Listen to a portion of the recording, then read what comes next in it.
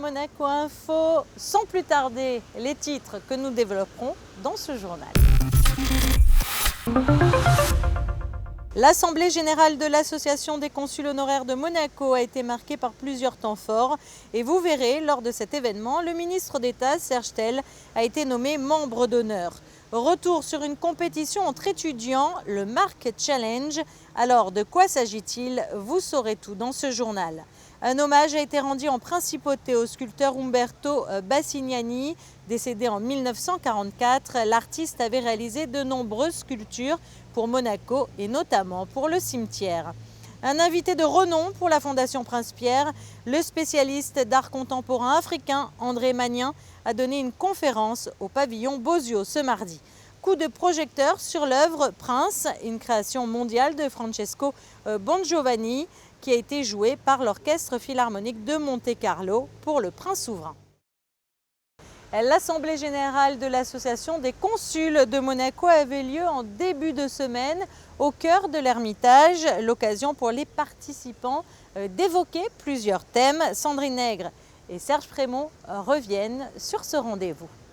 Elle a vu le jour en 2003. L'Association des consuls honoraires de Monaco réunit 80 personnes issues de cultures et d'horizons différents. Il faut dire qu'au fil des années, le corps consulaire présent en principauté s'est développé. Parmi les missions de l'association, celle de faciliter l'intégration des ressortissants étrangers dans la société monégasque et les communautés d'origine. Cette assemblée générale permet ainsi de dresser un bilan en présence de ses adhérents.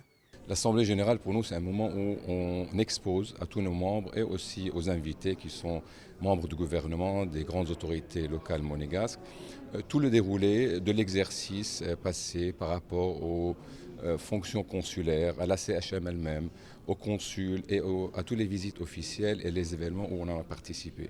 Alors c'est un moment phare pour nous parce que tous nos membres sont présents. On revoit aussi les activités consulaires et on en discute de tous les programmes officiels et de nos représentations en principauté de Monaco. Échange, promotion de la fonction consulaire, efficacité, transparence, compétence, les termes pour décrire les actions de la CHM ne manquent pas. Autre temps fort de cette assemblée générale, la nomination de 4 membres d'honneur, parmi eux le ministre d'État Serge Tel. Monsieur le ministre d'État Serge Tel, vraiment, il était à l'idée d'origine de ce regroupement consulaire en 2002, quand il était consul général de France en principauté. Et depuis cette date-là, il a accompagné le développement du corps consulaire, il a été présent à nos côtés, il nous a appuyés à ce sens. Il a été ambassadeur, le premier ambassadeur de France accrédité en principauté de Monaco. C'est aussi grâce à sa contribution que la ratification de la convention franco-monégasque où les échanges diplomatiques a été haussés en grade. Et aujourd'hui, il est revenu en tant que ministre d'État et il continue le support de notre regroupement consulaire. Et c'est pour ça, aujourd'hui, on le met à l'honneur. On le rend membre d'honneur à vie pour tout le travail qu'il a fait envers la CHM et le corps consulaire en particulier.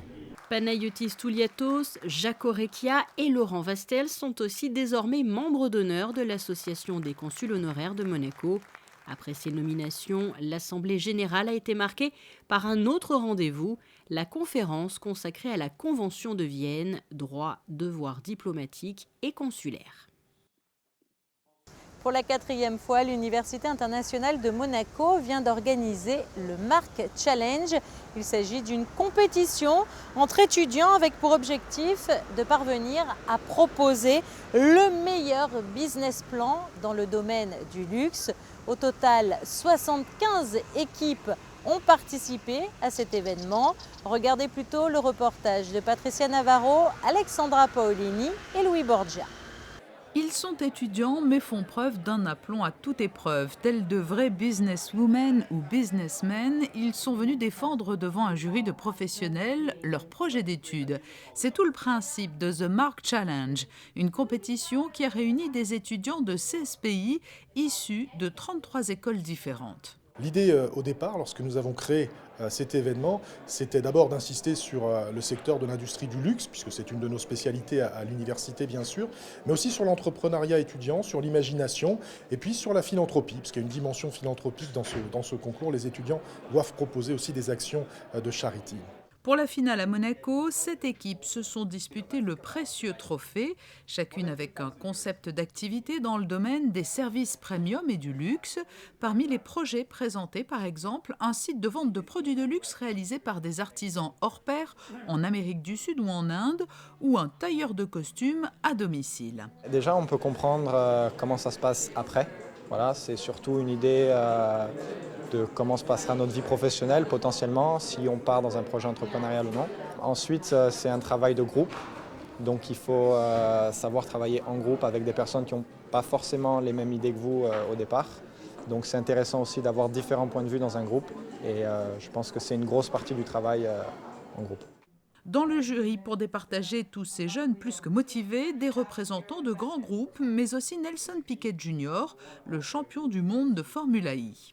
Moi, c'est la première fois que je participe dans un projet comme ça. C'est très intéressant pour voir qu'est-ce que les jeunes, comment ils pensent aujourd'hui. Et c'est marrant parce que quand j'avais ces âges, il y a 10 ans, un peu plus que ça peut-être, le monde était tellement différent, tu sais, ça évolue, ça échange tellement vite. Et les idées et les projets, tout ça, ça échange très vite fait aussi. Mais c'est intéressant de voir que dans 5, dans 10 ans, si on est ici encore, on va avoir des idées complètement différentes. Mais c'est très intéressant. Et à l'issue d'une longue délibération, c'est l'équipe de la London Business School qui s'est imposée. Les lauréats ont remporté 2 000 € ainsi qu'un pack de consulting, marketing et communication qui les aidera très certainement, s'ils le souhaitent, à l'issue de leur cursus, à se lancer dans l'activité qui était au cœur de leur projet. Et si les étudiants ont concouru pour le Marc Challenge, les lycéens de la Principauté, eux, ont participé à la finale du concours annuel organisé par MC2D au lycée technique et hôtelier de Monaco.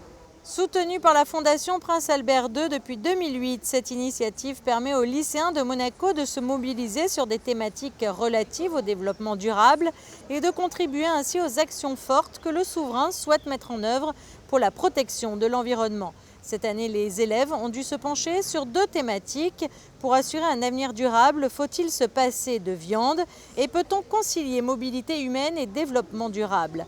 Le 2 mai dernier, la finale de ce concours a ainsi permis à 2 groupes de 6 élèves de défendre leur point de vue sur ces thématiques dans le cadre d'un débat structuré selon le format d'un débat télévisé. Retour à présent sur cet hommage qui a été rendu sur le rocher au sculpteur italien Umberto Bassignani en présence de plusieurs personnalités. Alors de quelle manière et pour quelles raisons? Les éléments de réponse dans ce reportage signé Sandrine Nègre et Thomas Deus.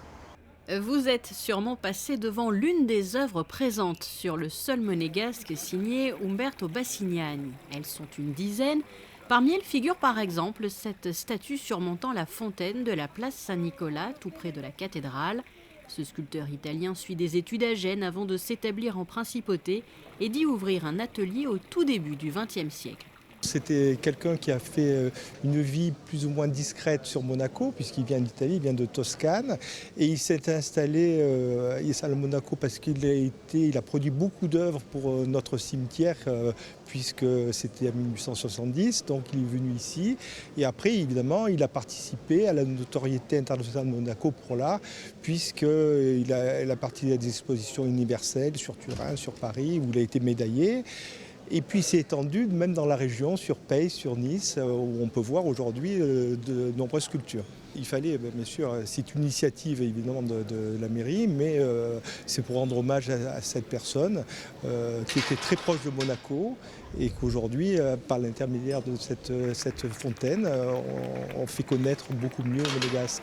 Et cette bénédiction a été réalisée par l'archevêque de Monaco, Monseigneur Bernard Barcy, devant d'ailleurs une très forte délégation de la commune de Fivizzano où naquit Umberto Bassignani. Fivizzano et Monaco qui ont ainsi noué de jolis liens. Dans notre commune aussi, il a réalisé diverses sculptures. Je dois dire que depuis 2 ans, Fivizzano s'est penché sur sa vie. et a réalisé tout un travail de biographie sur ce sculpteur afin de répertorier notamment toutes les œuvres faites par Umberto Bassignani. Nous avons ainsi pu apprendre qu'il avait vécu de nombreuses années à Monte-Carlo, à Monaco. Cette biographie nous fait découvrir les sculptures qui ornent plusieurs monuments, comme cette fontaine Saint-Nicolas. Fifizzano n'est pas très loin géographiquement de Monaco, que je tiens à remercier sincèrement. Merci à la mairie pour cet hommage rendu. Il s'agit d'un bel événement. À l'issue de cet hommage, une visite a été organisée au cimetière justement de Monaco où sont visibles depuis plusieurs décennies des sculptures d'Umberto Bassignani, tout comme dans d'autres communes aux alentours de la Principauté. Le travail du sculpteur est aussi visible plus loin, comme à Genève et Paris. On reste dans le domaine de l'art avec cette nouvelle série de conférences proposées par la Fondation Prince-Pierre au pavillon Bozio autour de la thématique de l'art et l'architecture. L'invité de cette semaine était le spécialiste d'art contemporain africain, André Magnin. Le reportage d'Alexandra Pani et de Serge Prémont. Il a passé près de 30 ans à parcourir l'Afrique à la recherche de talents cachés. Son enfance à Madagascar a nourri très tôt son goût pour ce continent encore peu connu du marché de l'art. André Magnin ne se décrit pas comme un marchand, mais plutôt comme un chercheur d'art. L'Afrique, c'est une histoire de rencontres. L'Afrique, c'est une histoire qui m'a fait grandir. Je dois dire merci à l'Afrique, merci aux artistes africains. Qui m'ont enlevé des certitudes, enlevé des vérités, enlevé de l'arrogance occidentale. Et je me suis mis à aimer l'Afrique en m'y investissant jusqu'au bout, jusqu'au fond, intensément. C'est d'ailleurs pour ça que je pense que j'ai pu rencontrer des artistes alors même qu'il n'y avait pas de galerie, qu'il n'y avait pas de centre d'art, qu'il n'y avait pas de musée, qu'il n'y avait pas de collectionneurs. Et j'ai rencontré des individus qui, envers et contre tout, en dépit du fait qu'il n'y ait pas de marché, pas de collectionneurs, ont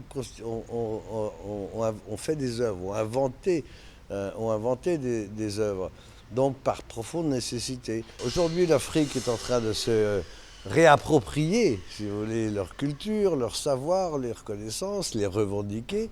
Et il y a des jeunes en Afrique du Sud qui ont dit il n'y a pas longtemps à un journaliste, moi c'est ce que j'admire ça, c'est que nous en avons fini d'emprunter les chemins qui nous furent dictés par l'Occident.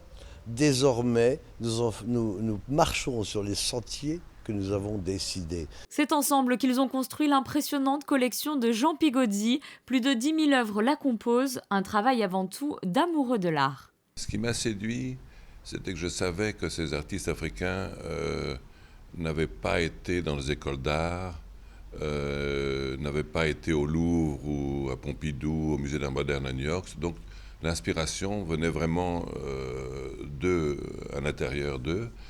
Et c'était totalement original et totalement différent. Et il faut s'imaginer qu'il n'y avait pas d'Internet à l'époque, donc vraiment c'était au milieu de l'Afrique, c'était pas facile de savoir ce qui se passait en Occident.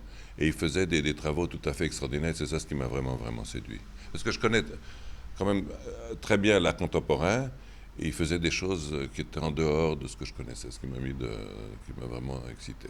C'est donc un nouveau mode de rencontre avec le public qui a été pensé cette saison par la Fondation Prince-Pierre. Les traditionnelles conférences sont remplacées par un cycle thématique de rencontres et de débats. Prochain rendez-vous le vendredi 19 mai. Le public monégasque pourra dialoguer avec la commissaire d'exposition Chiara Parizzi. Samedi 29 avril, en présence du Prince souverain, l'Orchestre Philharmonique de Monte-Carlo, sous la direction de Gianluigi Gelunetti, a donné un concert exceptionnel, gratuit, avec au programme entre deux ouvertures de Tchaïkovski à la Rossini et une marche funèbre traditionnelle monégasque, une création Prince de Francesco Bongiovanni, une œuvre spécialement dédiée à son Altesse Sérénissime, le Prince Albert II. Plus d'explications dans ce reportage de José Sacré. Pour ce concert exceptionnel et gratuit donné samedi 29 avril à l'Auditorium Régnier 3 par l'Orchestre Philharmonique de Monte-Carlo, en présence du Prince souverain, Gianluigi Gelmetti, chef honoraire de la formation, avait choisi un programme particulièrement séduisant. 2 pièces du grand répertoire de Tchaïkovski et Rossini, une création de Francesco Bongiovanni et une marche funèbre traditionnelle monégasque.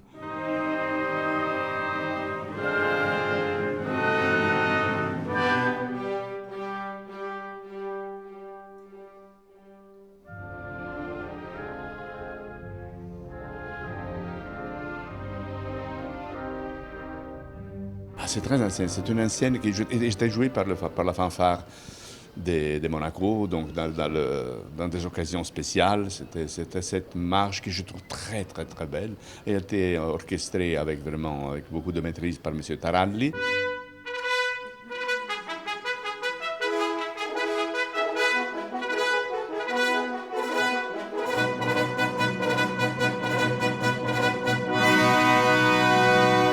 Après l'ouverture Fantaisie de Roméo et Juliette de Tchaïkovski et l'ouverture de Guillaume Tell de Rossini, l'Orchestre Philharmonique de Monte-Carlo, sous la direction de Gianluigi Gelmetti, a offert au prince souverain et au public une création signée Francesco Bongiovanni, intitulée précisément Prince.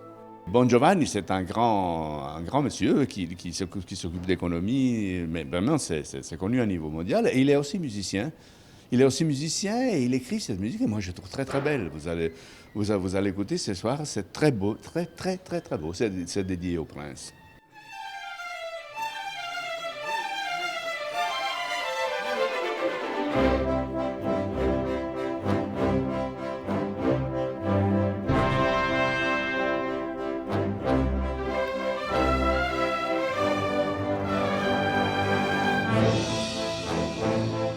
C'est votre première œuvre symphonique ? Oui, c'est un hommage du fond du cœur au prince souverain, à Monaco et à son peuple. Et j'ai voulu mettre quelques idées un petit peu qui venaient d'esquisses aussi sur disons, la vie de Monaco et l'histoire de Monaco. Qu'est-ce qui vous a inspiré musicalement ? C'est un petit peu de tout.